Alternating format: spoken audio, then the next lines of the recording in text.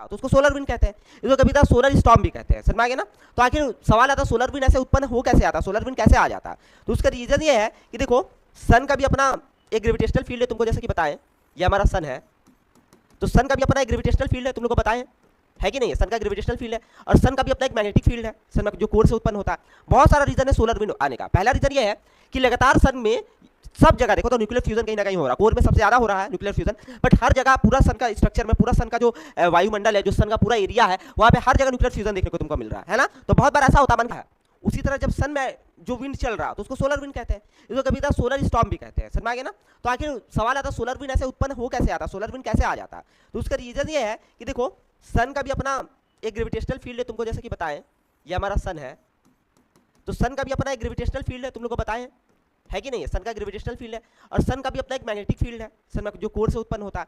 बहुत सारा रीजन है सोलर विंड आने का। पहला रीजन ये है कि लगातार सन में सब जगह देखो तो न्यूक्लियर फ्यूजन कहीं ना कहीं हो रहा है, कोर में सबसे ज्यादा हो रहा है न्यूक्लियर फ्यूजन, बट हर जगह पूरा सन का स्ट्रक्चर में, पूरा सन का जो वायुमंडल है, जो सन का पूरा एरिया है, वहां पे हर जगह न्यूक्लियर फ्यूजन देखने को तुमको मिल रहा है ना। तो बहुत बार ऐसा होता है, मान के चलो यहाँ पर न्यूक्लियर फ्यूजन हो रहा है, तो न्यूक्लियर फ्यूजन होने के कारण से जो विस्फोट होता है ऐसे करके ब्लास्ट, तो बहुत बार ये ब्लास्ट की वजह से ये जो होता है इस तरह से इतना दूर चला जाता है ब्लास्ट कि वो सन का ग्रेविटी उसको कैप्चर नहीं कर पाता, तो वो ब्लास्ट निकल जाता है यूनिवर्स में आगे की ओर, तो सोलर विंड आना स्टार्ट हो गया। समझ में आया। मतलब हाइड्रोजन हाइड्रोजन टकरा के जो हीलियम का फॉर्मेशन होता है बहुत बार इतना रैपिड होता है, इतना रैपिड होता है कि वो इस तरह से, जैसे तुम ऐसा समझो पत्थर मारो पानी में तो एक ऐसे करके निकलेगा फुवारा टाइप का। अब अगर वो बहुत ज्यादा लंबा निकल गया तो बहुत बार ऐसा होगा जो मान के चलो छोटा सा तालाब था तो उसके एरिया के बाहर चला जाएगा, अगर छोटा सा फुवारा निकला तो घूम करके वहीं गिर जाएगा, पर अगर ज्यादा निकला तो देखना लैंड की तरफ भी चल जाएगा। होगा कि नहीं होगा। अगर बहुत ज्यादा अमाउंट में निकल गया तो उसी तरह यहाँ पे होता है, जब बहुत ज्यादा स्पीड में हो जाता है, समझा गया, न्यूक्लियर फ्यूजन बन जाता है ड्यू टू बहुत सारा रीजन है उसका, तो यहाँ पर ये कभी कभार अर्थ बोले सन का ग्रेविटी उसको कैप्चर नहीं कर पाता, तो वो रिलीज हो जाता है बाहर आउटर एरियाज में। समझा गया। और वो रिलीज होने के साथ वो ट्रैवल करता है, और वो उसका ट्रैवल की स्पीड बहुत ज्यादा है, समथिंग अराउंड 500 किलोमीटर पर सेकंड तक भी पहुंच जाता है। समझा गया ना। और उसको कम से कम 18 से लेकर के 48 घंटा लगता है धरती तक आने में, तो बहुत ज्यादा स्पीड में वो ट्रैवल करती है। तो लगभग 2 दिन में समझ लो, 2 दिन में मैक्सिमम अगर सन से सोलर विंड निकलती है तो 2 से 3 दिन में धरती की ओर भी पहुंच जाती है ना। दूसरा रीजन ये होता है कि सन का भी अपना मैग्नेटिक फील्ड है, जैसे कि तुम लोग को बताएं सन का अपना मैग्नेटिक फील्ड है ना, सन का अपना मैग्नेटिक फील्ड है। अब बहुत बार ऐसा होता है due to magnetic field of the sun, due to magnetic field of the sun itself, sun का मैग्नेटिक फील्ड इटसेल्फ इस तरह से सन का मैग्नेटिक फील्ड अपने से पुश कर देता है, क्या बोलते हो, मैग्नेटिक फील्ड अपने से पुश कर देता है बाहर की ओर। समझ में आ गया ना। बहुत सारे रीजन ऐसा होता है, कोर में कुछ मेल फंक्शन हो गया मान के चलो, या कोर में इनॉर्मस अमाउंट ऑफ क्या बोलते हो हीट रिलीज हो रहा है, तो बहुत बार ऐसा होगा कि मैग्नेटिक फील्ड जो सन का है वो खुद से पुश कर देगा किसको, जो वहां पर न्यूक्लियर फ्यूजन हो रहा होता है उसको। तो ऐसे में फिर से वापस से ये सोलर विंड जो है ना वो जो सन को छोड़ करके बाहर की ओर चला जाता है और ग्रेविटी उसको नहीं टान पाता। तो ये 2 सिंपल रीजंस होता है जिसके वजह से ये विंड्स प्रोड्यूस होता है। समझ में आ गया ना। ये विंड्स प्रोड्यूस होता है। अब ये विंड्स प्रोड्यूस हो गया, वहां से निकल गया सन से, तो अभी से बात अब ये ट्रैवल करेगा, अब ये ठीक है। एक सेकेंड, यहाँ सन है, ये सन से सोलर विंड यहाँ से छूट के निकल गया, ये सोलर विंड है, ठीक है ना। ये सोलर विंड छूट करके सन से निकल गया, ठीक है ना, सन से निकल गया, ये पूरा मेरा सन का एरिया। अब देखो, अब यहाँ पर छोटा ग्रह है मरकरी, ये मरकरी है, ठीक है ना, मरकरी के पास से जाएगा। फिर यहाँ पर मान के चलो वीनस है, ये वीनस के पास से भी जाएगा। फिर यहाँ पे अर्थ है, ये अर्थ के पास से भी जाएगा। फिर इधर मार्स है, ऐसे करके पूरा है। समझ में आ गया ना। तो ये ऑब्वियस बात है सब ग्रह से जाएगा। तो अब देखो मरकरी के पास से भी जाएगा ये सोलर विंड, है ना, ये वीनस के पास से भी जाएगा सोलर विंड, ये अर्थ के पास से भी जाएगा सोलर विंड। अब देखो अलग अलग ग्रह इसमें अलग अलग रिएक्शन करता है। कैसे, अब मरकरी के पास से जब जाएगा तो क्या होता है, मरकरी बहुत छोटा है एज कम्पेयर टू बाकी सारा प्लैनेट, बहुत छोटा है ये वो। तब क्या होता है, सोलर विंड जब आता है ना तो यहाँ पे जो एटमॉस्फेयर है उसको लेकर के चला जाता है अपने साथ साथ, इसीलिए मरकरी में लाइफ पॉसिबल ही नहीं है। क्योंकि सोलर विंड जो आता है तो सबसे पहले सोलर विंड मरकरी को ही फेस करना पड़ता है ना। तो मरकरी में मतलब इतना कैपेसिटी नहीं है, क्योंकि मरकरी का एक तो एरिया छोटा, ग्रेविटी कम, मैग्नेटिक फील्ड भी इसका बहुत कम, समझ में आ गया ना के बराबर, ग्रेविटी भी बहुत कम है और मैग्नेटिक फील्ड भी कम है, तो इसको कोई बचाने वाला नहीं है। तो मरकरी में तो लाइफ पॉसिबल इसलिए है ही नहीं, सोलर विंड आते रहता है, पूरा एटमॉस्फेयर को तबाह करके चला जाएगा, ठीक है ना। वीनस में जब आएगा तो वीनस में आया, अब वीनस का कंपैरेटिवली ज्यादा क्या बोलते हो मैग्नेटिक फील्ड है एज कम्पेयर टू मरकरी, और यहाँ का एटमॉस्फेयर ज्यादातर CO2 का बना हुआ है, ठीक है ना। तो CO2 इज हैवियर गैस, तो क्या हो वीनस के मुकाबले में, और यहाँ पे ज्यादातर कार्बन डाइऑक्साइड का पार्टिकल्स रहता है, वो अच्छे से रिएक्शन नहीं कर पाता है, तो कहीं ना कहीं वीनस सेफगार्ड हो जाता है। वीनस का एटमॉस्फेयर आज भी इसीलिए बचा हुआ है, लेकिन यहाँ पर भी लाइफ पॉसिबल नहीं है क्योंकि बहुत ज्यादा हाई टेम्परेचर चला जाता है, और यहाँ पे मेनली कार्बन डाइऑक्साइड है, समझ ना। तो टेम्परेचर बहुत ज्यादा है, अलार्मिंगली टेम्परेचर है, तो यहाँ पर भी लाइफ पॉसिबल नहीं है। अब आता है अर्थ का बात। अब ये बोलता है अर्थ को भी हम तबाह कर देंगे, लेकिन अर्थ तबाह नहीं हो पाता। अर्थ का तबाह नहीं होने का रीजन है अर्थ का मैग्नेटिक फील्ड। अर्थ का मैग्नेटिक, अभी अर्थ है, तुम लोग मैग्नेटिक फील्ड का क्लास में पढ़ा होगा, 11th में शायद पढ़ता है या 10th में पढ़ता है ना। बार मैग्नेट जब ऐसे करके तुम लोग पढ़ते हो, बार मैग्नेट ऐसे करके पढ़ते हो, तो तुम लोग क्या पढ़ते हो कि यहाँ पर मैग्नेटिक फील्ड लाइंस जनरेट होता है, ये सब शायद पढ़ा हुआ चीज होगा है ना। मैग्नेटिक फील्ड लाइंस तुम लोग पढ़े होगे, इस तरह करके निकलता है ना, कुछ यूं इस तरह, है ना, पढ़े 11th में पढ़े थे, मैग्नेटिक फील्ड लाइंस वगैरह पढ़े हो, इस तरह से मैग्नेटिक फील्ड लाइंस निकलता है, पढ़े होगे है ना। तो मैग्नेटिक फील्ड लाइंस की वजह से अर्थ का ये सब लोग पूरा बाउंड्री में, ये पूरा बाउंड्री में समझ लो, ये मैग्नेटिक फील्ड लाइंस अर्थ एक हम लोग नजर नहीं आता है, ऑब्वियसली बात, ही नजर नहीं आएगा है ना। तो ये इस तरह से अर्थ का एक मैग्नेटिक फील्ड लाइंस जनरेट हो जाता है, क्योंकि कोर में हमारा निकल है, कोर में हमारा आयरन है, और वो मोल्टेन अवस्था में और वो घूम रही है लगातार। तो जिसकी वजह से ये सारा रीजन की वजह से हम लोग का यहाँ पर एक मैग्नेटिक फील्ड यहाँ पर जनरेट हो जाता है, ठीक है। ये पूरा एरिया में मैग्नेटिक फील्ड हमारा जनरेट हो गया।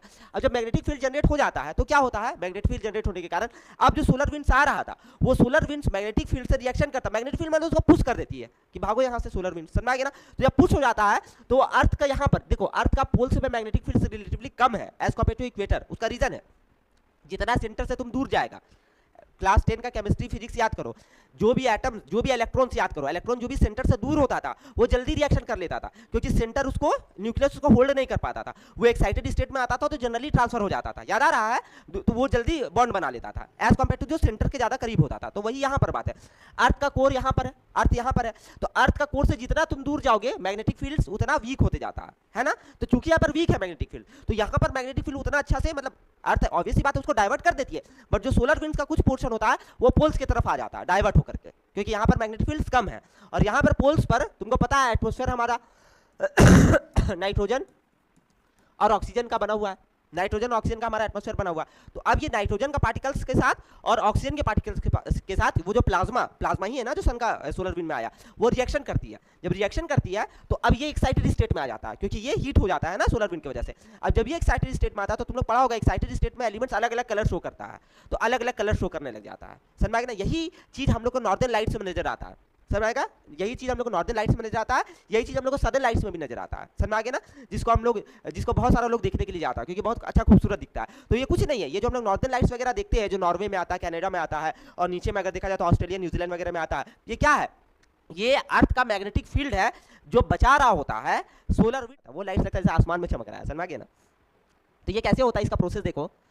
तो ये सन है, जैसा कि हम लोग जान रहे हैं, हल्का हल्का एक्सप्लेन करेंगे, बड़ी स्लो वीडियो, ठीक है ना। तो ये सन है, यहाँ पर देखो तुम लोग को ये सारा चीज पढ़ा दिया कि सन में किस तरह से सारा चीज होता है, न्यूक्लियर फ्यूजन होता है, ये वो होता है। अब देखो यहाँ पर लगातार सन में न्यूक्लियर फ्यूजन हो रहा है। अब यहाँ पे गौर से देखो, लगातार न्यूक्लियर फ्यूजन हो रहा है सन का हर पार्ट में न्यूक्लियर फ्यूजन हो रहा है। जब न्यूक्लियर फ्यूजन हो रहा होता है तो देखो यहाँ पर यहीं से सोलर विंड का रिलीज हो, देखो ये एटमॉस्फेयर में जो जा रहा है इस साइड से, यहीं पे सोलर विंड ये है, ठीक है ना। और यही सब है सोलर विंड जो तुम लोग को मतलब दिख रहा है, समझ, रेड कलर में ये करा। देखो अब यहाँ पर सन का अपना मैग्नेटिक फील्ड है जो तुमको पता है। बहुत बार ऐसा होता है कि मैग्नेटिक फील्ड खुद से पुश कर देता है, जो तुम लोग को समझाया थ्योरी में, खुद से पुश कर देता है सोलर विंड को बाहर की ओर। अब देखो ये जब सोलर विंड इस तरह से बाहर रिलीज होगा तो बहुत बार ये लूप इतना लंबा हो जाएगा, बहुत ही लंबा हो जाएगा कि उसको खुद नहीं होल्ड कर पाएगा, सन ही होल्ड नहीं कर पाएगा। देखो ये लूप इतना लंबा हो गया जब सन इसको होल्ड ही नहीं कर पाया, सन का ग्रेविटी, और ये टूट करके बाहर की ओर चला गया। अब देखो अब ये सोलर विंड है, अब ये सोलर विंड जाएगा सब जगह, है ना। अब ये सोलर विंड अलग अलग प्लैनेट्स की ओर जा रहा होगा, और यहाँ पर इसका स्पीड स्लो दिख रहा है, बट इसका स्पीड बहुत ज्यादा रहता है, 500 किलोमीटर पर सेकंड तक इसका स्पीड पहुंच सकता है, समझ आ गया ना। और कुछ इस तरह का प्रोसेस लगातार सन में हो रहा होता है, समझ आ गया ना। एक्चुअली में नासा का जो एक सैटेलाइट था वो इसका साउंड भी कैप्चर किया था, इसका साउंड इतना हॉरिफिक है, अगर तुम लोग सुन लेगा डर जाएगा। वो तुम लोग मोबाइल में सुनना कि सन का जो रिएक्शन हो रहा है न्यूक्लियर फ्यूजन, उसका क्या आवाज है, और वो एक्चुअल आवाज है सन का, ठीक है। तब देखो अब वो जो सोलर विंड आ रहा है, वो सोलर विंड टकराएगा अलग अलग प्लैनेट से, तो मरकरी से टकराएगा, इसका पूरा एटमॉस्फेयर ही लेकर के चला जाएगा, क्योंकि इसका मैग्नेटिक फील्ड बहुत कम है, ग्रेविटी बहुत कम है, नहीं बचा पाएगा, समझ में आ गया ना। उसी तरह जब सोलर विंड और आगे जाएगी जब सोलर विंड और आगे जाएगी तो धीरे धीरे वीनस की ओर जाएगी, फिर धीरे धीरे अर्थ की ओर जाएगी। देखो जो भी प्लैनेट्स के ऊपर से सोलर विंड जाती है जनरली वहां का एटमॉस्फेयर लेकर के चली जाती है, क्योंकि सोलर विंड इतना समझना बहुत बड़ा बड़ा आकार का सोलर विंड निकलता है, ठीक है। अब देखो आगे, अब जैसे ही अर्थ के पास आएगी, अब देखो अर्थ में एक अलग फिनोमिनन होता है, जैसे ही अर्थ के पास आएगी तो अर्थ का अपना है मैग्नेटिक फील्ड जो हम लोग को बचाएगा। देखो ये है अर्थ का, यहाँ पे पॉज करते हैं थोड़ा सा, ये अर्थ का मैग्नेटिक फील्ड है ना, जो तुम लोग को समझाए हम, वहाँ पे 2D में समझा तो नहीं समझ में आएगा, यहाँ पर समझो। अर्थ का अपना मैग्नेटिक फील्ड है, तो ऑब्वियस सी बात है अर्थ का मैग्नेटिक फील्ड ये जो सोलर विंड्स आ रहा है इससे हम लोग को प्रोटेक्ट करेगी, ठीक है ना। अब देखो यहाँ पर जो मैग्नेटिक फील्ड है अर्थ का, वो देखो किस तरह से सोलर विंड से प्रोटेक्ट करती है। ये सोलर विंड आया, बहुत सारा सोलर विंड हमारा मैग्नेटिक फील्ड को तोड़ रहा है, बट सोलर विंड डाइवर्ट हो जाता है पोल्स की तरफ, क्योंकि पोल्स की तरफ मैग्नेटिक फील्ड देखो देखो यहाँ पे अच्छे से मैग्नेटिक फील्ड इक्वेटर वाला एरिया में, बाकी सारे एरिया में काफी ज्यादा, बट यहाँ पोल्स में देखो, पोल्स में मैग्नेटिक फील्ड दिख रहा है, नहीं ना दिख रहा है, बहुत वीक दिख रहा है या ना के बराबर दिख रहा है। उसका रीजन क्या है, जितना ज्यादा दूर जाएंगे सेंटर से, जो बताया तुमको, उतना ज्यादा वीक मैग्नेटिक फील्ड होगा। तो देखो अर्थ का मैग्नेटिक फील्ड पूरा चारों बगैर इधर था, पूरा चारों बगैर इधर है, बट यहाँ पर कोर में, यहाँ सॉरी कोर बोले पोल में, देखो पोल में देखा जाए तो कहीं ना कहीं पोल नेकेड है, ज्यादा मैग्नेटिक फील्ड वहां पर नहीं पाया जा रहा है ना, इसीलिए यहीं पर तुमको ये देखने को मिलेगा। ये जो नॉर्दर्न लाइट्स होते हैं कभी तुमको भारत के ऊपर में नहीं देखने को मिलेगा, या इक्वेटर के ऊपर में कभी देखने को नहीं मिलेगा, क्योंकि हमारा मैग्नेटिक फील्ड ही नहीं अलाउ करेगा। समझ में आ गया? तब देखो पोल्स रीजन में क्या हो रहा है, ये वाला जो सोलर विंड्स आया, देखो ये सोलर विंड्स हर जगह अर्थ से यहाँ पर ये हो रहा है। अब देखो ये सोलर विंड कट करके इधर दूसरा प्लैनेट में चल गया, उसका हम लोग को बात नहीं करना, वो जो चला गया वो तो चला गया। अर्थ में देखो क्या हो रहा है, अर्थ में सारा एक्यूमुलेट हो रहा है यहाँ पर, है ना, पोल्स में, ये नॉर्दर्न हेमिस्फीयर में और यहाँ नीचे सदर्न हेमिस्फीयर में, है कि नहीं? अब देखो अब जब नॉर्दर्न हेमिस्फीयर में हो रहा है जमा, तब देखो तब यहीं पर हम लोग को जो ऑरोरा जिसको बोलते हैं वो नजर आता है। समझ में आ गया ना? यहीं पर क्या हो रहा है, यहाँ पर नाइट्रोजन है, यहाँ पर ऑक्सीजन है, ये एटम्स के साथ लगातार कंबाइन कर रहा है, हमारा मैग्नेटिक फील्ड लगातार रिएक्शन कर रहा है प्लाज्मा से जो सन के द्वारा आया, और जिसकी वजह से ये खूबसूरत सा रिएक्शन हम लोग को देखने को मिल रहा है। ये कुछ नहीं है, ये चार्ज पार्टिकल्स है, एक्साइटेड पार्टिकल्स है, जो लड़ रहा है मैग्नेटिक फील्ड का, जो मैग्नेटिक फील्ड लड़ रहा है सन का प्लाज्मा से। समझ में आ गया ना? इसलिए हम लोग को ये खूबसूरत नजारा देखने को मिलता है नॉर्दर्न हेमिस्फीयर में और सदर्न हेमिस्फीयर में। समझ में आ गया ना? कोई दिक्कत है?